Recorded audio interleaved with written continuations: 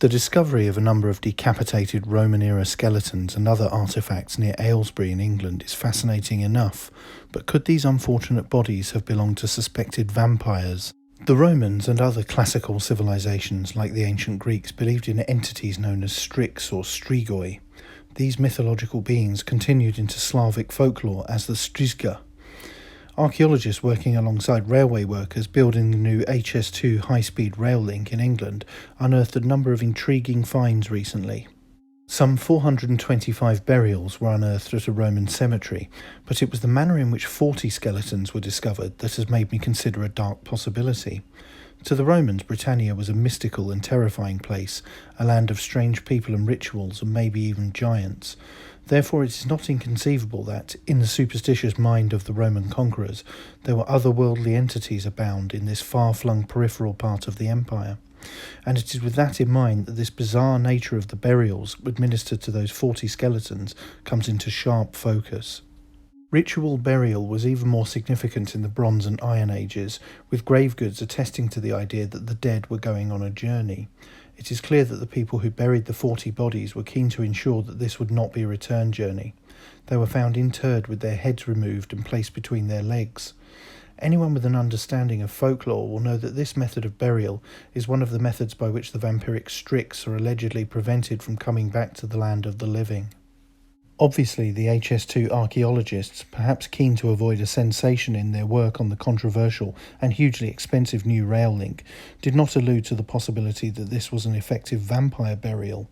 They merely mooted the likelihood that these skeletons belonged to criminals or a type of outcast. A press release on the find read, "A team of around 50 archaeologists uncovered a series of enclosures that contained evidence of domestic structures as well as commercial and industrial activity. These enclosures developed in a ladder-like plan either side of Akerman Street, a major Roman road that linked the Roman capital of Verulamium, modern St Albans, with Corinium Dobonorum, now Cirencester, and going via Roman Alchester, near Bicester. The fieldwork traced the line of the road and uncovered the remains of its well-constructed limestone surface and flanking drainage ditches. The team also uncovered over 1,200 coins, along with several lead weights, indicating that this was an area of trade and commerce. Parts of the widened road may have been used as a market, with extra room for carts and stalls. Other metal objects, such as spoons, pins and brooches, were of a more domestic nature, while gaming dice and bells suggest that gambling and religious activity occupied people's time here too. It is interesting to note that the use of bells was another method of stopping reanimated corpses from returning. Other examples of preventative measures against strix predations include putting rocks into the mouths of the deceased, reburial outside of the village, pinning bodies down with large rocks or weights, and hammering nails or stakes into corpses. The press release continued, "A late Roman cemetery, the largest of its kind now known in Buckinghamshire, has been excavated. The cemetery contained around 425 burials. As was typical in the late Roman period, the cemetery predominantly contained inhumation burials, but also included some cremation burials. The number of burials, along with the development of the settlement, suggests that there was a population influx into the town in the mid to late Roman period, linked perhaps to increased agricultural production.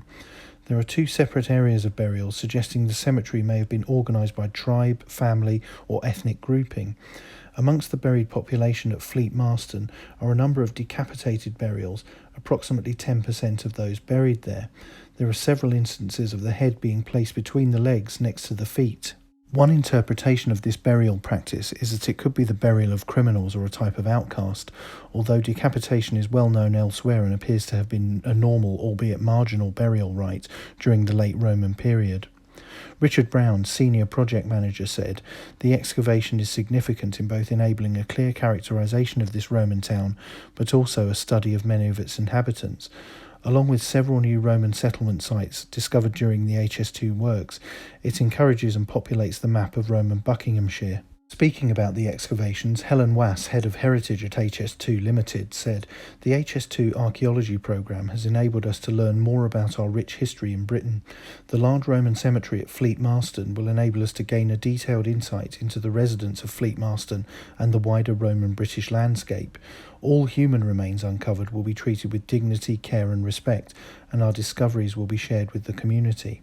HS2's archaeology programme seeks to engage with all communities, both local and nationally, to share the information and knowledge gained, as well as leaving a lasting archival and skills legacy. The press release concluded, overall the excavation of the site at Fleet Marston, including the burials, provides a picture of the lives and beliefs of the community that lived there during the Roman period. A programme of post-excavation assessment and analysis will be carried out over the next few years, which will offer an opportunity to address questions about origins, diet, family links, lifestyles, beliefs and so on that have so rarely been asked in the region." End quote.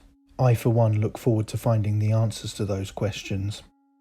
So, do you think these were suspected vampires, or is there some other explanation you find more plausible? Let me know in the comments below, and don't forget to like, share, and most importantly subscribe. And thank you for watching.